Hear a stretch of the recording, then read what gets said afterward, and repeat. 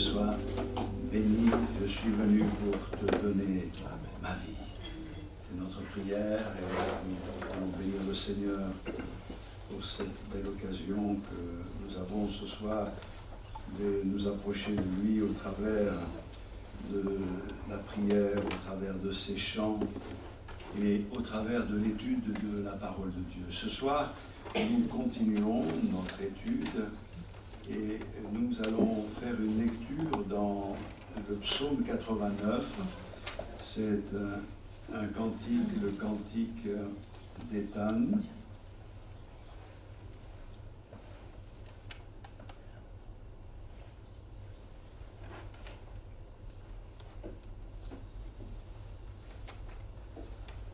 Dans ce cantique, il est question de David. Nous allons lire au verset 20. On va lire la dernière partie du verset 20. Il dit ceci: « J'ai élevé du milieu du peuple un jeune homme. J'ai trouvé David, mon serviteur. Je l'ai oint de mon huile sainte. Ma main le soutiendra et mon bras le fortifiera. » Alléluia. Je relis une partie du texte. « J'ai élevé du milieu du peuple un jeune homme. J'ai trouvé David, mon serviteur. Je l'ai oint de mon huile sainte. » Donc à partir de ce texte, comme nous sommes en train de voir l'importance d'être formé, d'être éduqué, d'être cultivé par le Seigneur, je disais la dernière fois que nous n'avons pas besoin d'éduquer la haine. La haine, elle se tient en embuscade dans nos vies et elle n'attend qu'une seule chose, elle attend d'être provoquée. Par contre, l'amour, c'est quelque chose que nous devons apprendre et réapprendre encore et encore. Et tant que nous serons ici-bas, nous devrons apprendre et apprendre à aimer, en sachant que lorsqu'il paraîtra, nous paraîtrons aussi et nous serons semblables à lui. Et nous l'aimerons comme il nous aime. Aujourd'hui, nous l'aimons de son amour, parce qu'il nous a régénérés. Mais nous avons besoin d'apprendre et apprendre à aimer, parce qu'il faut cette formation. Il faut recevoir du Seigneur pour pouvoir être comme le Seigneur le veut. Dans un autre domaine, et quelquefois on en parle, et si vous avez un morceau de terrain, c'est un terrain vague, si vous ne le cultivez pas, il ne restera pas sans produire. Il va produire. Mais ce qu'il va produire sont des mauvaises herbes, des épines, des ronces. Pour éviter cela, il faut cultiver ce terrain afin de semer la bonne semence. N'achetez pas un terrain en pensant, je pense que dans ce terrain, je vais récolter des tomates, des carottes ou je ne sais quoi. Ça n'arrivera pas. Ce que vous allez récolter, c'est des mauvaises herbes. Nos cœurs ont tendance à produire le mauvais, pas le bon. Mais par la grâce de Dieu, la chose devient possible. Nous pouvons être éduqués et formés par le Seigneur pour être des serviteurs de Dieu. David est mentionné dans ce texte et il a eu besoin d'apprendre. Il a eu besoin de se laisser former par le Seigneur. Il a laissé Dieu former en lui les sentiments qui sont en Jésus-Christ, puisqu'il est appelé dans les Écritures l'homme selon le cœur de Dieu. Et nous savons qu'il est en cela le type même de notre Seigneur Jésus-Christ. Cependant, il serait faux de prétendre que David a toujours eu de bons sentiments. Je ne vais pas rentrer dans les détails, mais pour vous convaincre de cela, il suffit de se remémorer ce qu'il a fait subir à Uri, et on trouve cela dans 2 Samuel au chapitre 11. Même s'il est appelé l'homme selon le cœur de Dieu, nous devons comprendre une chose, c'est que cette parole désigne à la base une disposition très favorable que Dieu espère trouver en chacun de nous, cette disposition favorable de David envers le Seigneur. Et cela n'a rien à voir avec le fait de ce statut d'homme sans péché. Quand Dieu dit que David était un homme selon son cœur, ça ne veut pas dire qu'il était un homme sans péché. Ça veut dire qu'il avait les dispositions d'âme, les dispositions de cœur qui étaient agréables au Seigneur et qui permettaient à Dieu de le former. Parce qu'il avait ces dispositions de cœur, le Seigneur a entrepris une œuvre de formation extraordinaire, et puisqu'il a pu être sous l'inspiration du Saint-Esprit tant de fois, il a écrit tant de psaumes et tant de choses tellement belles, et ce qu'il a vécu est pour nous une source de richesse extraordinaire. Nous devons comprendre que ce soir, le Seigneur cherche un homme, une femme, selon son cœur. Ah oui, mes frères, vous saviez, ouais, on sait. On sait que la nature humaine, elle est fragile. On sait que nous sommes des êtres qui avons tendance à produire des mauvaises herbes. Mais je sais aussi que Dieu est capable de tout changer, de tout transformer. Il a commencé à opérer cette œuvre dans notre vie, béni soit son nom. Mais je crois que ce que Dieu veut trouver dans notre cœur, c'est ce désir d'être formé, cet amour pour lui, cette joie de pouvoir servir Dieu qui nous amène à nous placer devant le Seigneur avec un esprit positif. Je sais que ça peut changer. Seigneur, je veux que ça change. Je te prie de me changer. Je te prie de me transformer. Alors, j'ai pris différentes traductions qui mettent en évidence ce que Dieu entend par un homme selon son cœur. Je vais prendre 3 textes. Le premier texte, c'est Actes des Apôtres, au chapitre 13, le verset 22. Je vous le lis simplement. Il leur suscita pour roi David, auquel il a rendu ce témoignage. J'ai trouvé David, fils d'Isaïe, homme selon mon cœur, qui accomplira toutes mes volontés. En prenant la traduction du Semeur, il est dit, en David, fils d'Isaïe, j'ai trouvé un homme qui correspond à mes désirs, il accomplira toute ma volonté.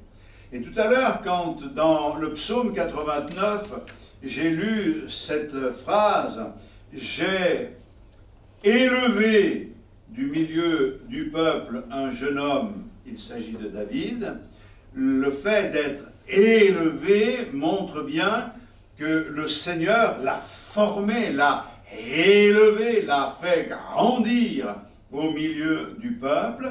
Il avait les dispositions qui correspondaient au désir du Seigneur. Et c'est pour cette raison que le Seigneur dit, il accomplira toute ma volonté. Il n'y a pas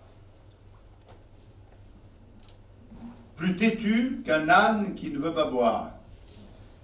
ou une mule. Hein. Moi, je me souviens quand j'allais chez mes grands-parents, là-bas dans le sud de l'Italie, quand j'étais enfant, j'étais vraiment heureux de pouvoir prendre la mule et de la mener à l'abreuvoir, mais je voulais y aller tout seul et tout, parce que je me croyais grand. Hein. Alors des fois, bon, la mule, elle a la tête de mule, quoi. Hein. Mais surtout qu'une fois, j'ai un peu insisté un peu trop, et elle m'a basculé de là-haut jusqu'à par terre. Mais bon, elle ne s'est pas enfuie, j'étais quand même rassuré. Mais quand j'arrivais à l'abreuvoir, on avait beau me dire, mais elle a déjà vu la mule. Oui, mais je veux l'amener. Vas-y, amène-la. Et j'essayais de faire boire la mule. Je m'accrochais à son cou, je tirais sur la corde. Vas-y, rien à faire. Donc au bout d'un moment, fatigué, pas la mule, mais moi, je rentrais avec elle à l'étable. Je crois que c'est parlant. Quand quelqu'un ne veut pas boire, ça ne sert à rien d'insister. Ne réveillez pas l'amour avant qu'il ne le veuille. C'est-à-dire qu'on ne peut pas forcer quelqu'un à aimer, à croire, à avancer dans les voies du Seigneur, s'il n'a pas l'intention de faire. Mais Dieu cherche des dispositions qui sont selon son désir. Si tu te sens faible, fragile, incapable de réaliser le plan de Dieu, mais si tu as les bonnes dispositions de cœur, je peux te garantir que Dieu fera son œuvre dans ta vie. Parce que Dieu ne nous a pas choisis parce que nous étions les meilleurs. Il a choisi les choses faibles de ce monde pour confondre les fortes. Il a choisi les choses folles de ce monde pour confondre les sages. Donc, comme on sait qu'on a été choisi, on fait partie des faibles et des folles, mais le Seigneur est venu pour nous donner sa force et pour nous communiquer sa sagesse. Quand il est parlé de folie dans la Bible, c'est la folie de ce monde qui se croit sage et qui déclare que l'évangile est une folie. Mais Dieu dit la folie de Dieu est plus sage que les hommes, je dirais est plus sage que la sagesse des hommes. Alléluia. Dans 1 Samuel, au chapitre 2, le verset 35, il est dit ceci: « Je me susciterai un sacrificateur fidèle. » C'est la Bible d'Arby, là. « Il fera selon ce qui est dans mon cœur et dans mon âme. » 1 Samuel 2, 35. Vous l'avez le texte?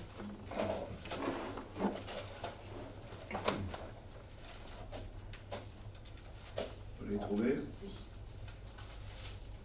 1 Samuel 2, 35. Là, j'ai pris la Bible d'Arby. Il faut bien voir la différence. Quand on étudie la Bible, c'est bien de voir les différentes interprétations, les traductions qui veulent dire la même chose. C'est un peu, la Bible, c'est comme un diamant. Un diamant taillé a 58 facettes.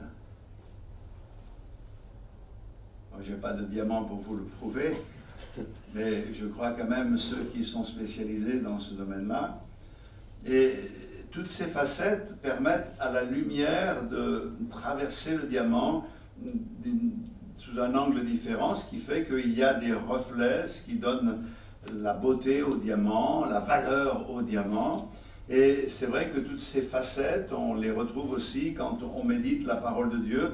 Il y a différents angles d'approche, différentes manières de voir le texte. Il est là, c'est le texte, c'est la parole de Dieu, mais il révèle quelque chose de différent, de plus grand, de plus précis. Et quelquefois, après des années de conversion, j'ai lu un texte de l'Écriture 150 000 fois et je le lis, c'est comme si je le lisais pour la première fois, je le découvre, c'est comme si Dieu me parlait au travers de ce verset Il y a quelque chose que je n'avais peut-être pas saisi jusque-là. C'est ça la richesse de la parole du Seigneur.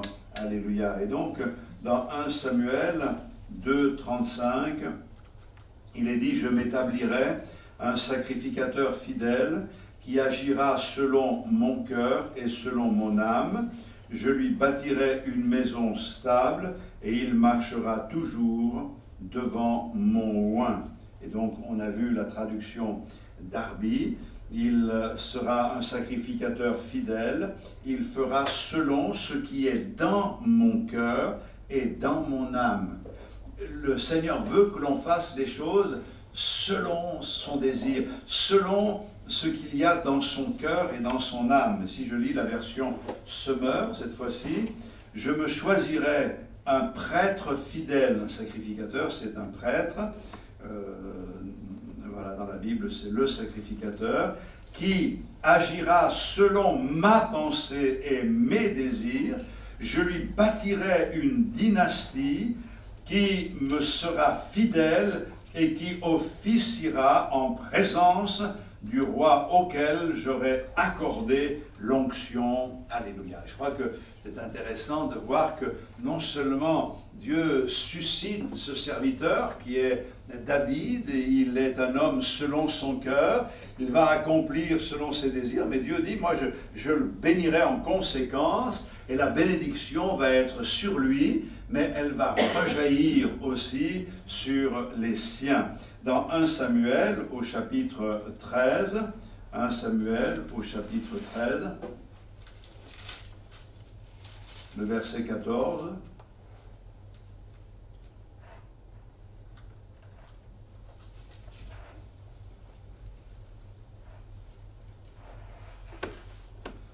dans la deuxième phrase, « L'Éternel s'est choisi un homme selon son cœur, et l'Éternel l'a destiné à être le chef de son peuple, parce que tu n'as pas observé ce que l'Éternel t'avait commandé. » Donc là, il s'agit de la fin du règne de Saül, et parce que Saül n'a pas observé la parole de Dieu, parce qu'il n'a pas aimé la parole de Dieu, parce qu'il n'avait pas de cœur pour le Seigneur comme le Seigneur l'attendait.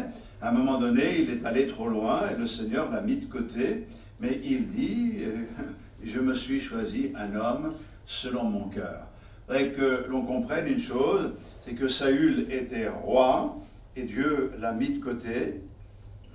C'est quand même pas une petite affaire, pour nous montrer aussi que l'homme n'est pas indispensable, personne n'est indispensable.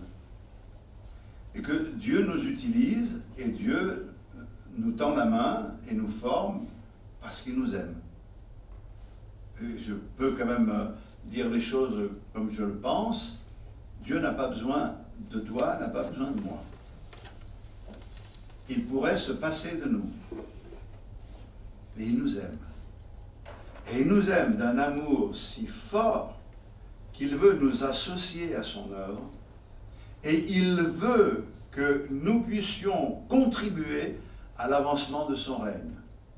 Il pourrait faire l'œuvre à notre place et la faire beaucoup mieux, mais il a choisi de nous utiliser. C'est pour cette raison que quand le Seigneur nous attire, nous devons profiter de ces moments.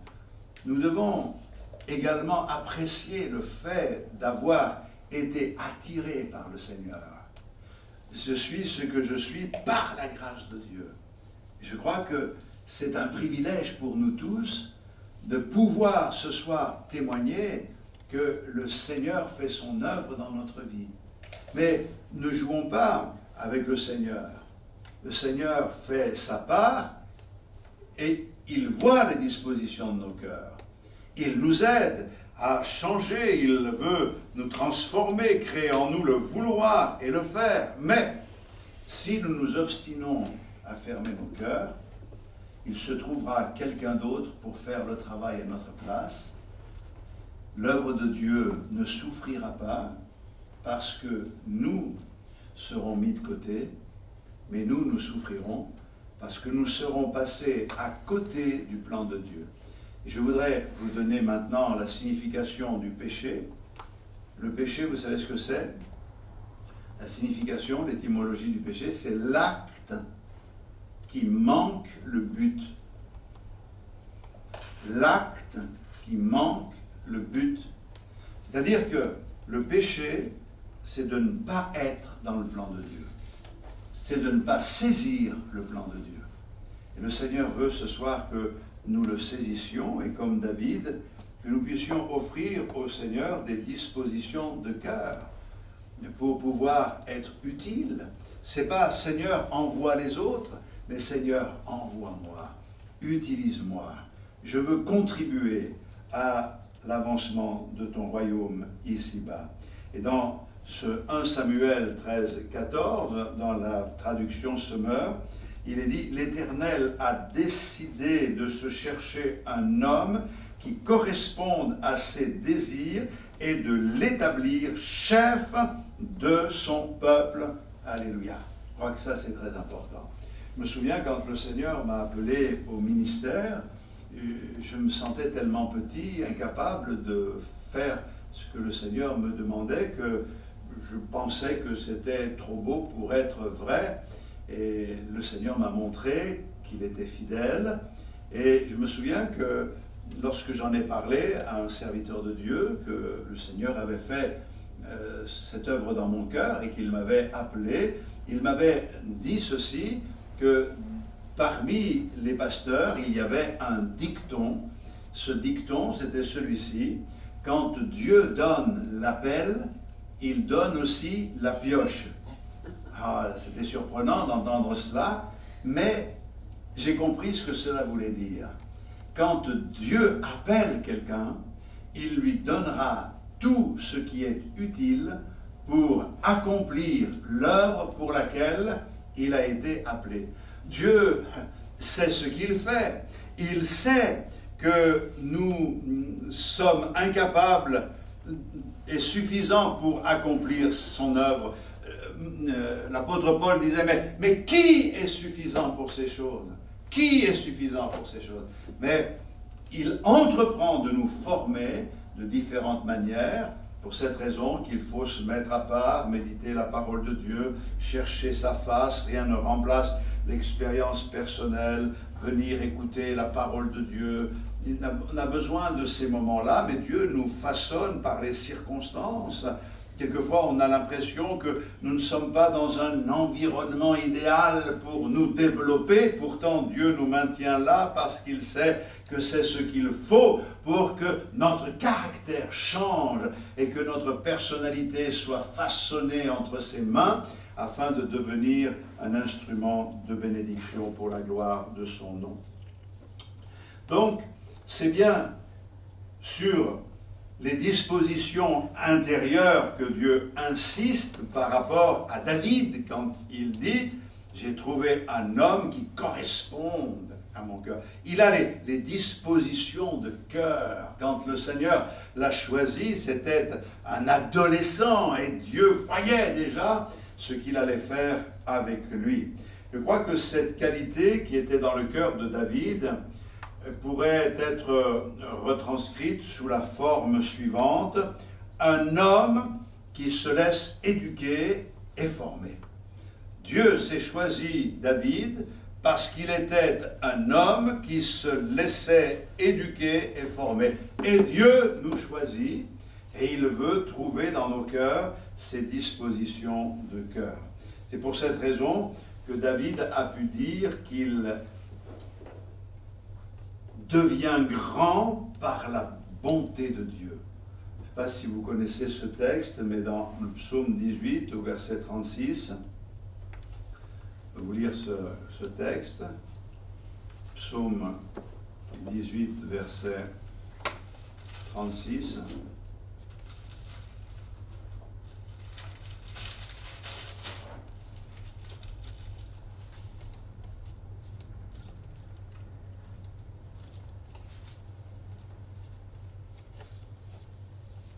Voilà, tu me donnes le bouclier de ton salut, ta droite me soutient, et je deviens grand par ta bonté. Alors, en déclarant qu'il devient grand, David confesse qu'il a appris chaque jour à devenir grand. Mais encore faut-il bien comprendre ce que cela veut dire devenir grand. Parce que je vous ai parlé tout à l'heure de Saül. Et Saül, la Bible nous dit qu'il surpassait tous les autres d'une tête. Il était grand. Mais au départ, quand Dieu l'a appelé, il se sentait petit. Quand Dieu l'a appelé, il s'est caché derrière les bagages. Il était humble. Il ne se voyait pas grand. Il se voyait petit aux yeux de Dieu. Et lorsqu'il a méprisé le conseil de Dieu et la parole de Dieu, au point que le prophète Samuel lui dira que l'obéissance à la parole de Dieu vaut mieux que tous les sacrifices, que la désobéissance est aussi coupable, et que la magie et toutes ces choses-là, il touche le cœur de cet homme et nous montre la réalité. Lorsque tu étais petit à tes yeux, n'es-tu pas devenu le chef d'Israël? Maintenant, en quelque sorte, tu es devenu grand, tu as pris la grosse tête. Le problème, c'est que quand Saül est mort, on lui a coupé la tête. Moi, je dis quelquefois, ça ne sert à rien d'avoir une tête de plus. Si on égalise tout le monde, si la tête tombe, je vous garantis que le reste, ça ne va pas faire long feu. Hein. Il y a par là que l'orgueil précède la ruine, mais l'humilité précède la gloire. Dans la Bible, il est dit que ce qui fait le charme d'un homme, dans Proverbe 19, 22, c'est sa bonté. Ce qui revient à dire, en lisant le texte que nous avons lu concernant David, que la véritable grandeur, c'est la grandeur de l'âme.